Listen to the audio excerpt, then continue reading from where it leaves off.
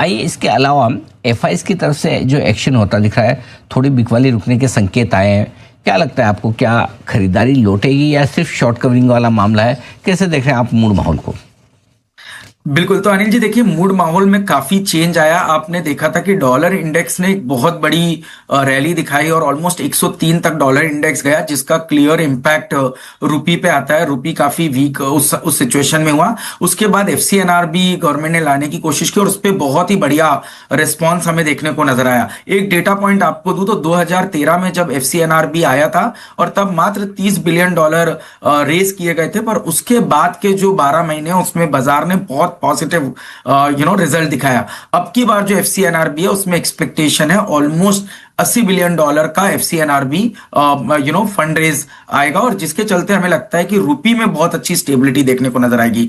इसका इंपैक्ट आपने देखा है पिछले 1 से 1.5 महीने में एफआईआईज और एफपीआईज की जो बाइंग है वो पॉजिटिव साइड पे आई है, यानी इंक्रीमेंटल सेलिंग भी रुकी है और नई बाइंग इंटरेस्ट डेवलप होना शुरू हुआ है। रुपी स्टेबल होना शुरू हो गया। इस सब के चलते हमें लगता है कि बाइंग बिल्कुल बाजार में आएगी, और उसके साथ में जो क्वार्टरली नंबर्स आए जहां पर पे लार्ज कैप ने भी एक अच्छी अर्निंग ग्रोथ दिखाई, हमारा ये मानना है कि बाजार के अंदर में डेफिनेटली बाइंग इंटरेस्ट काफी अच्छा बनेगा। इस समय पे थोड़ा सा आप देख रहे हो जो लार्ज कैप पार्टिसिपेट नहीं कर रहे, उसका एक बहुत बड़ा कारण है जिस तरह के आईपीओज आ रहे हैं। ऑलमोस्ट 13 आईपीओज पिछले महीने आए और अभी भी ये महीने में करीब 12 से 13 आईपीओज आ रहे हैं, जिसकी वजह से थोड़ा सा लिक्विडिटी इस समय पे सेकेंडरी मार्केट में देखने को नजर नहीं आ रही। बट इंटरेस्ट डेफिनेटली बाजार में बना हुआ है और हमें लगता है बाय ऑन डिप की रणनीति ही इस बाजार में मेंटेन रखनी चाहिए। ओके, बाय ऑन डिप की स्ट्रेटेजी के साथ आप खरीदारी में बने रहें, टिके रहें, डटे रहें। एक और राय आपसे रेट सेंसिटिव शेयरों पर लेना चाहता हूं, banks, NBFC, auto, real estate. क्या यहाँ पर आप पॉजिटिव हैं, और यदि हाँ तो क्या पसंद है आपको? बिल्कुल अनिल जी, तो जैसे हमने कहा कि सबसे बड़ा जो एक बेनिफिट है जो मेरे से बात करने में भी रह गई कि जो इनकम टैक्स और जीएसटी का रिलीफ आया, उसका सबसे बड़ा बेनिफिट आपको ऑटो सेगमेंट में देखने को आया, जहां पर पे 2 व्हीलर, 3 व्हीलर, पैसेंजर व्हीकल सभी सेगमेंट में होलसेल डिस्पैचेस 20% के ऊपर देखने को आए। इवन रिटेल साइड पे भी हमने देखा है कि नंबर्स बहुत ही इंकरेजिंग रहे, और इसका क्लियर बेनिफिट आप देख रहे हैं ऑटो एंसिलरी, जो कि जब ऑटो की साइकिल तेजी आती है तो ऑटो एंसिलरी और ज्यादा बेहतर परफॉर्म करते हैं, जिसके चलते ऑटो एंसिलरीज के जो स्टॉक है वो भी बहुत पॉजिटिव ट्रेंड में बन रहे हैं। जहां तक के रेट सेंसिटिव की बात है, हमारा मानना है कि यूएस के जो इंटरेस्ट रेट है वहां पर पे एक आप देख सकते हैं कि वहां पर पे रेट कट होने की संभावना बन रही है, और उसी का बेनिफिट गोल्ड और सिल्वर में भी देखने को नजर आ रहा है। और साथ ही साथ इंडिया में भी हमें लगता है कि इंटरेस्ट रेट कहीं ना कहीं पीक आउट होते हुए नजर आएंगे, जिसका बेनिफिट ऑटो एंसिलरीज और साथ ही साथ रेट सेंसिटिव सेक्टर के अंदर में देखने को नजर आएगा। पर हमारी टॉप पिक पूरे इस रेट सेंसिटिव में ऑटो और ऑटो एंसिलरी सेगमेंट रहेंगे। ओके, तो ये ऑटो एंसिलरी सेगमेंट है बहुत ही बेहतरीन, बहुत ही मजबूत। न्यू एज ई कॉमर्स कंपनियों की आपने बात की, आपने कहा भी नतीजे अच्छे आ रहे हैं, क्या कुछ पसंद है आपको वहां पर? बिल्कुल। तो अनिल जी, पहले साइज ऑफ अपॉर्चुनिटी की बात करूंगा। अगर से आप देखेंगे कि क्विक कॉमर्स की आज की जो साइज ऑफ अपॉर्चुनिटी है वो करीब करीब $5 बिलियन की है।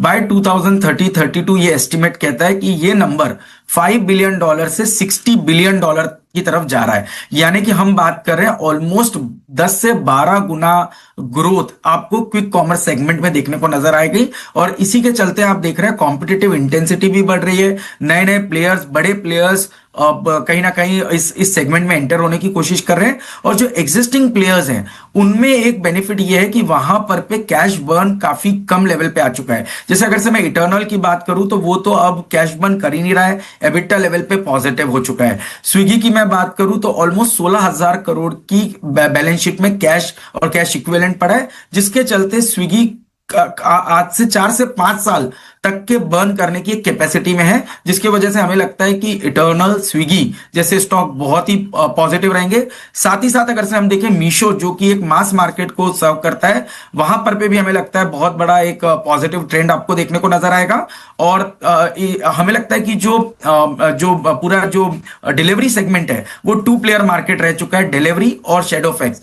उसमें भी शैडोफैक्स हमें ज्यादा पसंद आता है क्योंकि वहां पर पे क्विक कॉमर्स की अपॉर्चुनिटी को प्ले करने की ऑप्शनैलिटी बड़ी है, जिसके चलते हमें लगता है शैडोफैक्स एक बहुत ही बढ़िया प्ले होगा। और साथ ही साथ लास्ट में कहूंगा पेटीएम, क्योंकि एमडीआर अगर से आता है, एमडीआर चार्जेस लगना शुरू हो जाते हैं मर्चेंट डिस्काउंट रेट पे 2,000 रुपए के ऊपर के, तो पेटीएम सबसे बड़ा बेनिफिशियरी हो सकता है। तो ये एक बास्केट है जिसके अंदर हम नीवेज को प्ले कर रहे हैं।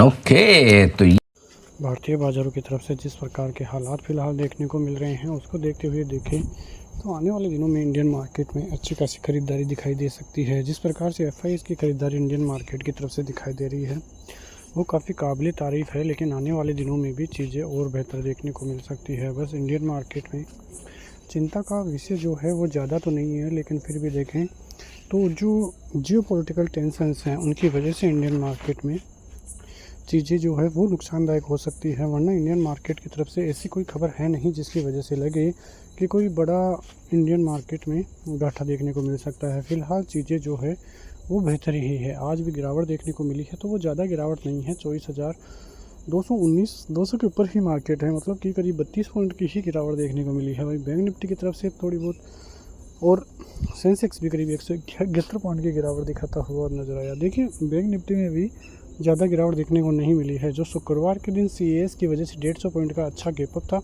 वो एक चिंता का विषय था, वरना ऐसी कोई दिक्कत है नहीं जिसकी वजह से लगे कि कोई इंडियन मार्केट में बड़ी गिरावट के हालात दिखाई दिए हैं। तो देखना होगा कि आने वाले दिनों में चीज़ें किस प्रकार से रहती हैं, लेकिन फ़िलहाल इंडियन मार्केट काफ़ी बेहतर स्थिति में ही दिखाई दे रहा है। चीज़ें जो है वो आने वाले दिनों में और बेहतर हो सकती है, वरना इंडियन मार्केट आने वाले दिनों में काफ़ी अच्छी जो है ब्रेकआउट के आसार ही इंडियन मार्केट की तरफ से दिखाई दे सकते हैं। तो देखना होगा कि आने वाले दिनों में कैसे रिएक्ट करता है। फ़िलहाल 200 के ऊपर है, 270 पार होते ही आपको 350 और 480 तक के लेवल्स दिखाई देंगे, और एक बार 500 के लेवल्स निकल जाते हैं तो फिर बाज़ार के लिए 800 और 850 के लेवल्स भी आपको दिखाई दे सकते हैं। बैंक निफ्टी भी 57,500 के ऊपर ही फ़िलहाल है, 57,800 पार होते ही आपको 58,200 और 58,500 के लेवल्स दिखाई देंगे।